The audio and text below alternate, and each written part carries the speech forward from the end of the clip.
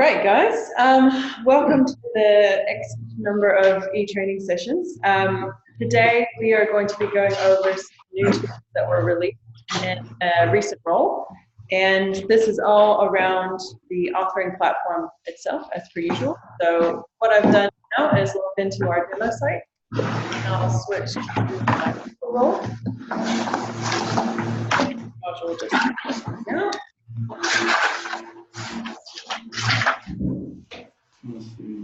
Right now. There might be someone who could, we've got some feedback coming through. Can you guys mute your microphones if you're not going to be talking?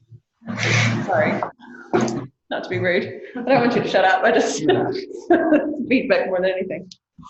Hey, there we go. Okay, so what we've got to go through today are firstly the new layout for the tools on the top. So everything to the left of that light gray line is still relatively the same, but we've got some different tab options here now. This add one is actually a combination of several things. So this is where you can go to quickly grab interactions. You can grab different media types, set up your analysis tools, and then a new feature that we've added in, shapes, which you'll be familiar with if you've used anything similar to PowerPoint. The concept is very much the same. Select the shape you are most interested in. And you'll notice that you can adjust that kind of however you want. And we've added in a rotate option to these as well. This works with text cells and other images as well. So hooray for that. To change the color or the background fill, you go to cell style as you normally would. And this is where you can adjust the border and the fill color. While we're looking at the fill color, you'll also notice that the color palette has got some additional settings we've added in place here as well. So in an effort to make your lives a little bit easier and allow for some more complex design styles, we've now added in a way to adjust the opacity of a fill color. And you can use the regular input options here with the hex codes, the RGBs, and the HSBs. So if you find with your sites that you want your brand colors to be set up as palette options that you can automatically pick from, let us know and we can set that up in the back end of the site so that there'll be quick select options. So for example, if I pick teal for that one and then pop back in, you'll see that that teal is now available on a palette that's down the bottom. So if we assign any specific branding colors on your skin, they'll actually appear here and you can grab them really quickly rather than having to re-input the color over and over and over again. So that will make life a lot faster. In regards to the opacity, this is a really great thing that you can use to create a mask effect. If you've got a background image that's quite busy, but you want to use to kind of have a little bit of background on that particular cell. So if I pop into this, this is a perfect example. So we have a very busy pattern option here. And if I wanted to use this as a background, what I would do is create a shape to sit over the top of it. So let's go with that one. And then actually use that to fill the whole page up, like such. And then you go to cell style, you remove the border, and then you change your fill color depending on the wash that you want. Most of the time we either go for a dark or a light wash. So if I did a dark wash, I would change the fill color to black and then adjust the opacity usually to somewhere around 20. So that bottom value, the A, is going to be your opacity value. So this is based on percentage. So if I drop that to 20%, what I get is a darker wash on that image. And you can fiddle around with this. So for this particular image, it's quite contrasty. So maybe we'll bump that up to 50. And you can see that what you get is a really nice kind of a wash effect on that image. This is something that we'll use quite often with, if you've got a black and white photo, you can put a color wash on top of it that could be similar to what your brand color might be. That is always a really nice kind of method to use. You can do that with color images as well. It just has a better effect with black and white. So feel free to play around with that, and you can use that in a number of different ways to kind of give your slides a little bit more life.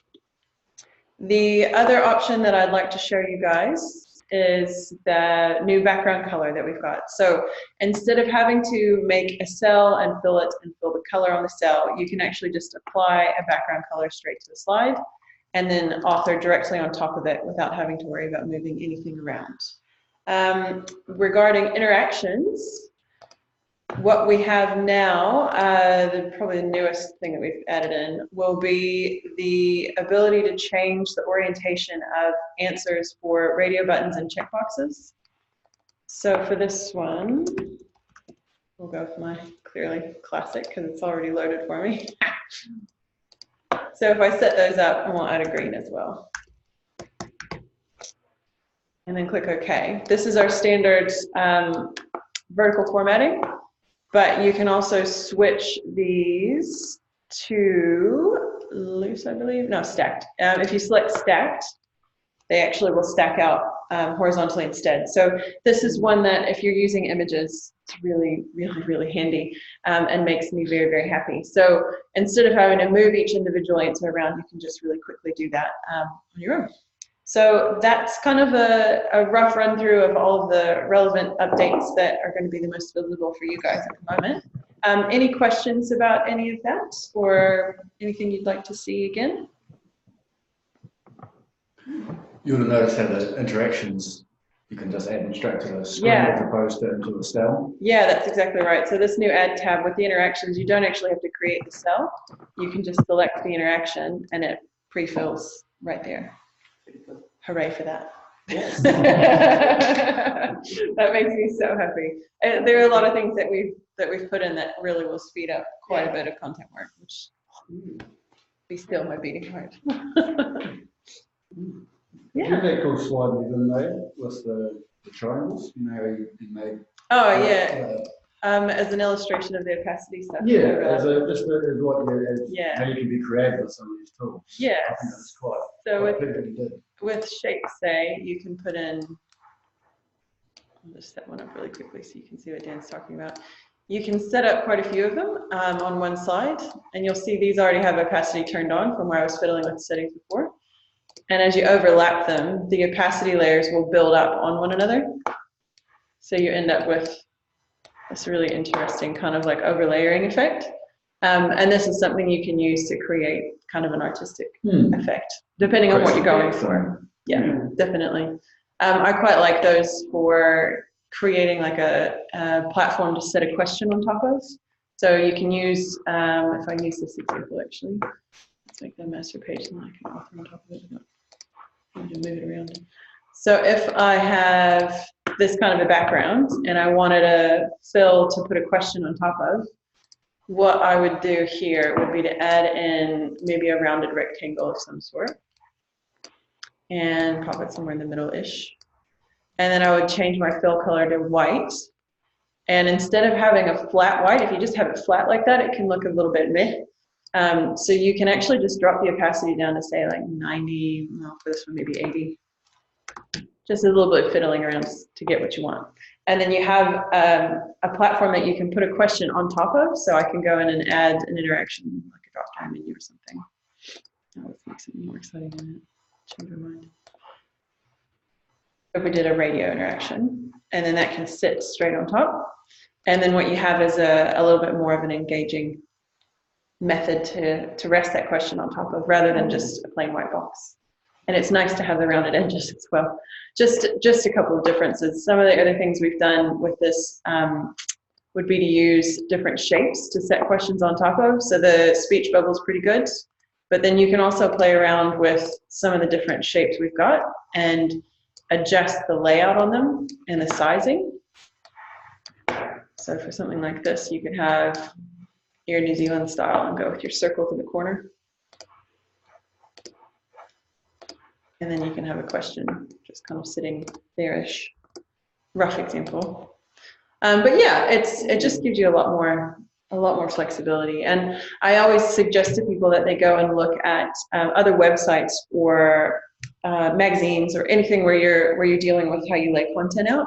And this makes it much easier to replicate some of the feels that you get from other websites as well. Instead of being stuck in a box, you now have some different edgings that you can work with to make it a little bit more exciting.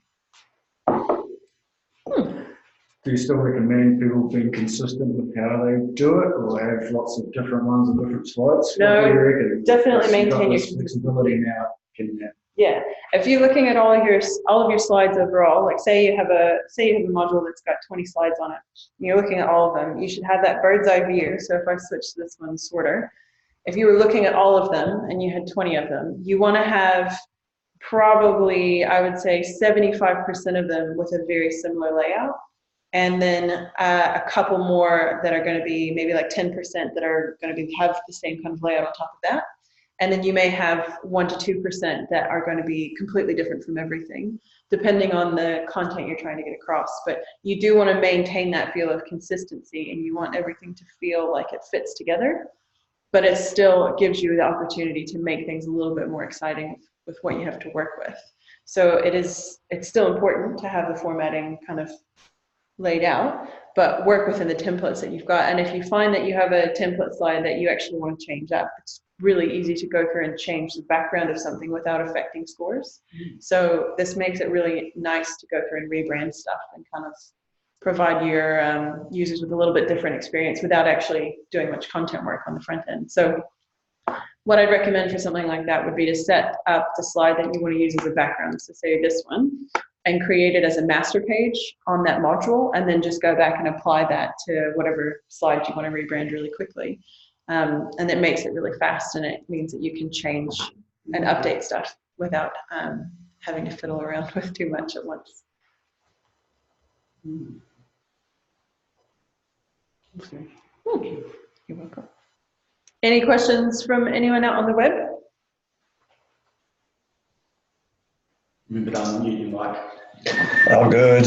Nothing from me. Oh. Do you have any other examples, Lauren, of what you've been doing recently and the content work that everyone might be interested in? You know? I tell you what we can do. We can get some together and include them in the mail out that Dan will send out with everyone, because then it'll be, we can set it up as like a screenshots or some activities. Sorry, just posting here, just with your master page there. Yeah. If you create one in one module, can you copy that across into other modules? Definitely. Yeah. So what you could do for that is use the From button on the Page tab, and when you select that, you can actually switch this to everyone if you need to. This will just show the modules that you own, but grab whatever module you've done that styling in, and then select the page that you want to copy through, and then when you click Insert, it'll just copy that page design, and then you can make that into a master page on your new module and reapply it as you see fit.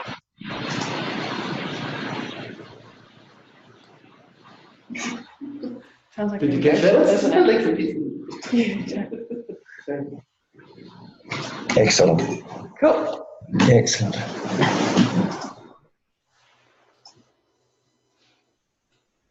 All right. Anything else from anyone? Oh, excuse me. You're all right. It's quite all right. I tell you what, if anyone's got any questions following on, feel free to get in touch with whomever might be your account representative, and we're more than happy to do additional training sessions if need be, et cetera, et cetera. And like Richard mentioned, I'll get some demo slides together on how we've been using these new tools this summer. Fantastic. Cool. All right. I reckon I'll close it there if everyone's happy with that. Mm-hmm. Yeah, okay. Thanks, everyone. Thank you. Thanks, guys. Have a good day. Thank you too. Cheers now. Bye-bye.